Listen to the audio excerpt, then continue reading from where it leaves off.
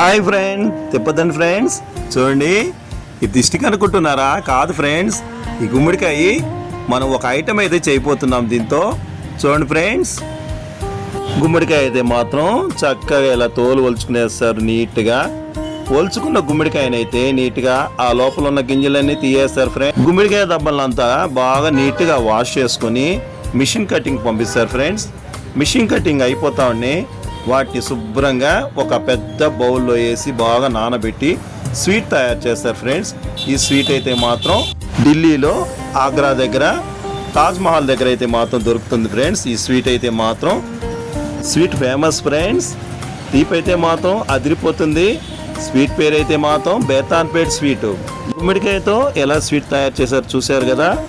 Pan బెత్త, kesar బెత్త, chocolate బెత్త అని 3 రకాలుగా ఈ స్వీట్ తయారు చేస్తారు. స్వీట్ అయితే మాత్రం దొరకదు ఫ్రెండ్స్. ఈ స్వీటు ఢిల్లీలో ఆగ్రాలో మాత్రం తాజ్మహల్ దగ్గరే అమ్ముతారు. ఇది స్వీట్ అయితే మాత్రం భలే టేస్ట్ ఫ్రెండ్స్. చూడండి ఫ్రెండ్స్, మా ఛానల్ సబ్స్క్రైబ్ చేయండి, లైక్ చేయండి ఫ్రెండ్స్. మళ్ళీ అడుగుతున్నాను ఫ్రెండ్స్.